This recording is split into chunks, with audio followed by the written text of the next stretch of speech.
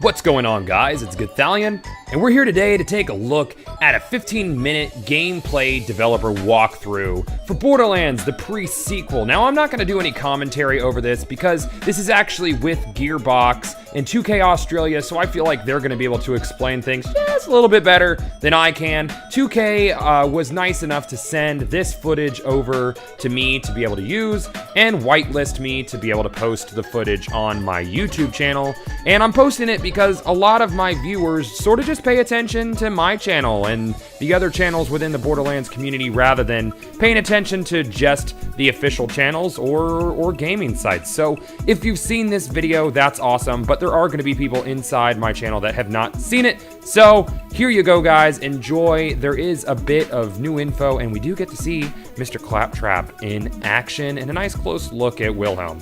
Anyways, guys, don't forget to hit that thumbs up button if you appreciate the posting of this video. Don't forget to rate, comment, and subscribe, and I'll see you guys back in the pre-sequel.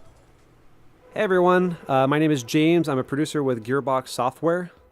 Hey, my name's Joel. I'm from 2K Australia. In case people haven't seen the news lately, 2K Australia and Gearbox Software are collaborating on an all-new Borderlands title called Borderlands the Pre-Sequel. Now, this is a full new standalone Borderlands title which is coming to Xbox 360, PlayStation 3, and Windows PC in the fall of this year. And we're here to give a run-through of the demo that we prepared for PAX East earlier this year. So why don't we get stuck into it?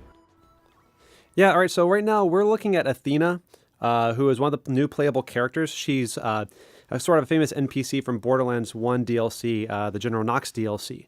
Right now we're putting our skill points into the Phalanx tree, which enhances her kinetic aspects, which is this energy shield that Athena has that allows her to absorb attacks from enemies and throw it back at them. Alright, let's go ahead and get looting. Over here we have one of our new loot chests. We're going to go and open up and we're going to see what we've got inside. Alright, looks like we have one of our new cryo guns. Cryo is a new ice elemental that we've introduced in the pre-sequel.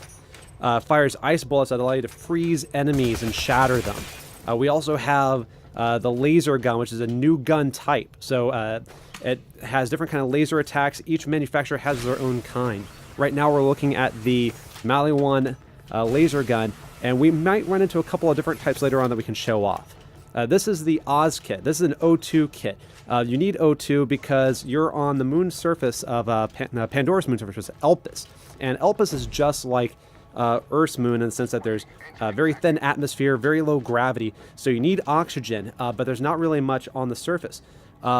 Looking at our other playable character, Wilhelm, you might have seen that there's a sort of a shimmering bubble over his head. That's his oxygen bubble. That allows him to breathe on the surface. The entire time that you're out there, you're losing oxygen, but don't worry.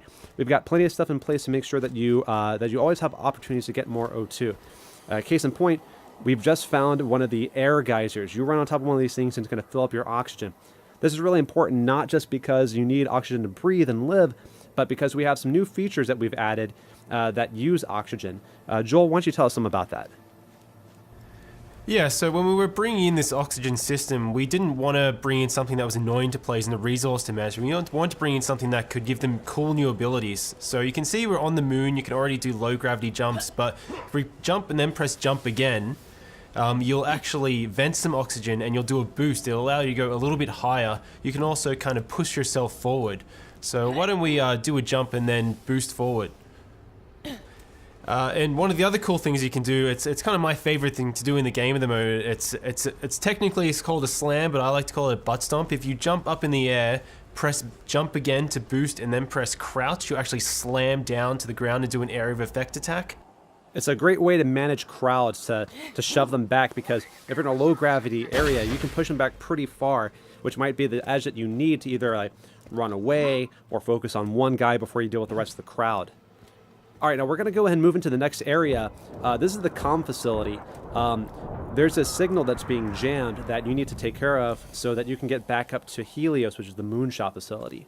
In the pre-sequel, Jack is in charge of Helios. He's not the Hyperion CEO yet that you know from Borderlands 2, Right now he's just managing the station, and you've been kicked off it, and you got to get back. Coming from that comms facility. Get in there, switch it off, because things are getting really interesting up here, kiddo, and in a not fun kind of way. What's your bum in there? Reed Biller owns that place now, and I've heard he's a right nut job. You probably would have heard a bit of an Australian accent there. During the development of the game, it just so happened that the moon kind of turned into Australia. All right, now where we are right now, there's this big gap.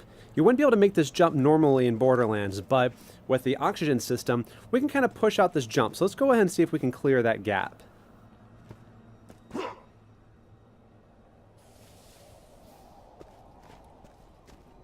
All right, Athena, you're up.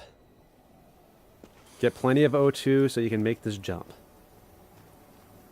This is my favorite part of the demo because I like to push our demo drivers to boost as late as possible. Whoa. Just like that. I like to see them sweat. So why don't we keep moving? You'll notice when we boost that oxygen meter is draining. And you can see in the horizon there's actually a beam shooting up to the sky and a HUD marker, and that's an oxygen generator. We can activate that in a sec, but this is Borderlands, so, you know, you always loot. And yeah, low gravity, no atmosphere. But when you actually activate the oxygen generator, now there is atmosphere. So when we open up this other lootable, you'll see that it behaves differently. We want to make sure that the that this whole system felt organic, that it felt real, that it didn't just feel like it was tacked on. This comes in really important because with things like incendiary, if you set someone on fire instead of a building with atmosphere, they'll burn. But if you set them on fire in an area with no atmosphere, they won't. So you kind of have to make some, you have some interesting opportunities. But these guys up here, I'm sure they're up to no good, so let's throw some grenades at them.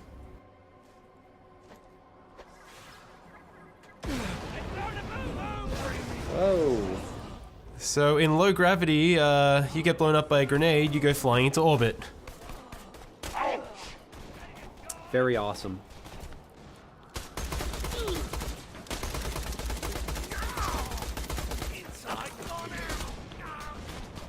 Now you'll see these guys who are outside of the oxygen dome, they're wearing the same bubble that you are, and if you manage to get a headshot like that, they'll actually start venting oxygen and become vulnerable. And this really brings tactics into play for the player. So you can come into a space, and if you have a really kick-ass incendiary weapon, you can choose to turn on the oxygen, or you can try and take out their bubbles that way. But why don't we take a chance to have a look at our co-op buddy Wilhelm. So people probably remember Wilhelm from Borderlands 2. It was the big robot that you fought right at the beginning, the first big boss. In this game, he starts out just as a man because this is his origin story as well as many other characters. And the really cool thing is, as you're building out his skill tree, not only do you gain new abilities, but you actually visually change him as well. You get robotic arms, robotic legs, shoulder-mounted rocket turrets. You're essentially building out his skill tree to tell the story of how he became the boss you fought in Borderlands 2, which we've had a lot of fun making. But I think it's probably time to show off our first new action skill for Borderlands the Pre-Sequel. What do you think, James? Yeah, it sounds like a good idea. We're coming up on the barrier here for the comp facility. This is being run by the Scavs, which are the scavengers. They're essentially moon bandits. They're not going to let us in without a fight. They're even bringing out some heavy hitters, some turrets, but luckily we've got our Aspis to help us with that. Let's try to absorb as much damage as we can and throw it back at them.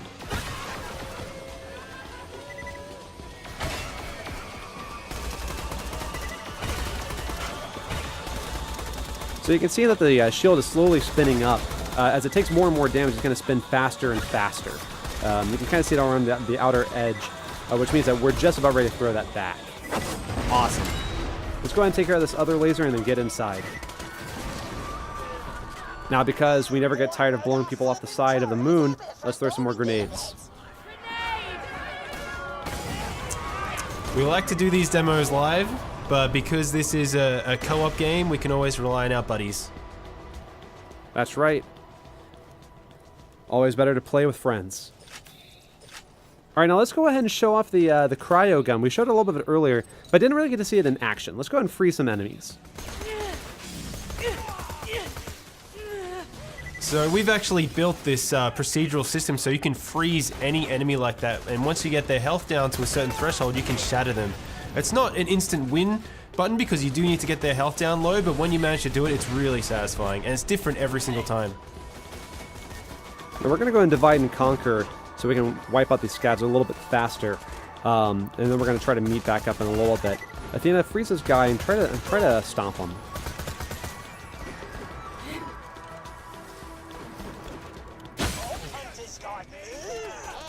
Athena had a good tactic there. If you manage to get really high, your butt stomp will actually do more damage. So if you freeze someone, you can butt stomp down and shatter them from above. Now, you can do more than just freezing them while they're on the ground. We've got some jet fighter, some sort of jetpack enemies. Let's try to freeze them while they're in the air.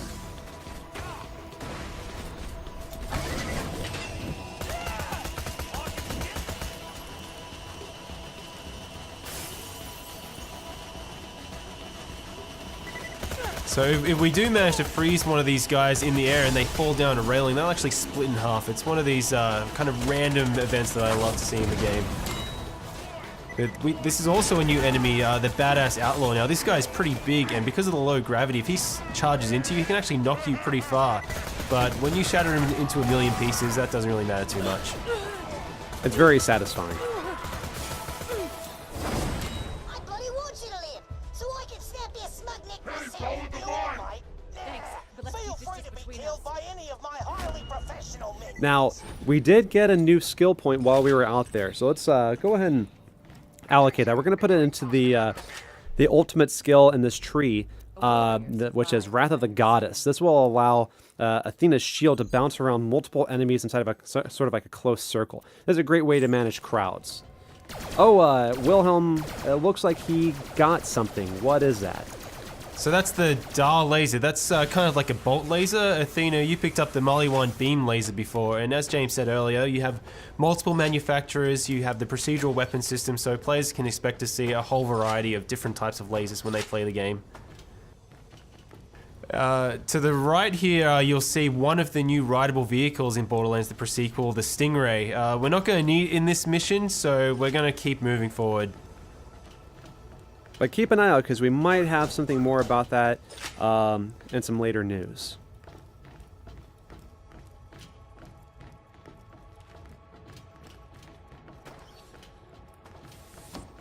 Alright, looks like we found another loot chest. Let's pop this open and see what we have.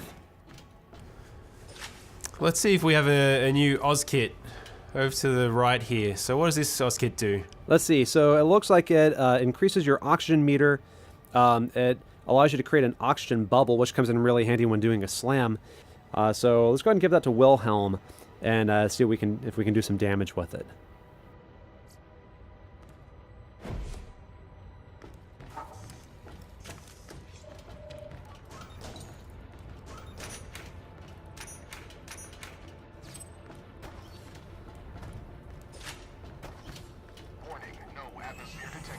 So the Eye of Helios is charging up now, and it's actually firing into the surface of the moon, which is probably not such a good thing when you see bits of the ground kind of floating above you like that. Probably a good reason for us to get back up to that space station as soon as possible. Alright, so we've got a group of enemies coming up, and so we're going to use our buddy Wilhelm to help us charge up our shield so we can get it going. Because you can use friendly fire to charge up Athena's shield. Let's try and take out all those guys at once. Nice. Awesome. Alright, Wilhelm, yep, butt stomp time.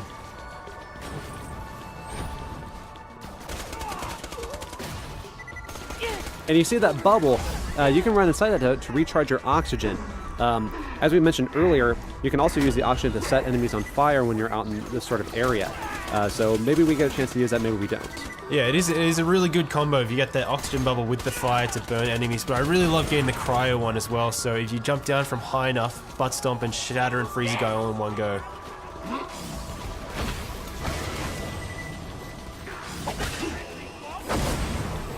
Why don't we try and get some more butt stomps happening? I never get tired of it.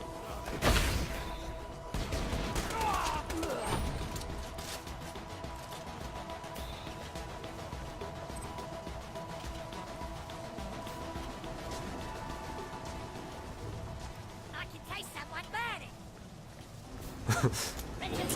So we've got some little scabs and a little outlaw here. This is a really good opportunity to try and charge that shield right up. So absorb some more damage. It's fully spinning now. So just move back a little bit, Athena, and fire it off. Awesome. Nice. Now there's a lot more resistance in this area than we planned. We might need a little more help on this one. Who could help us out possibly?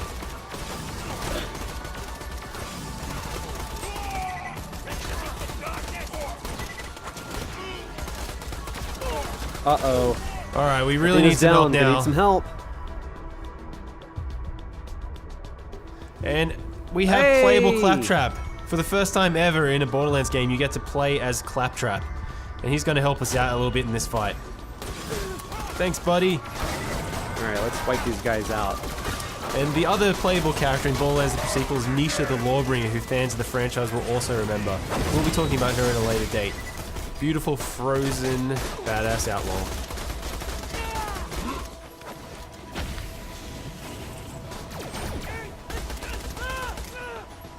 So yeah, we should probably head in here and try and disable that signal so we can get up to the space station.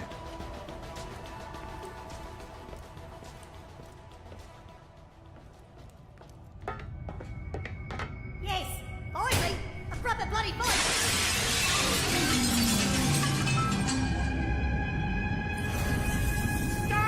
We can love this. All right, you better get him, Athena. Getting close.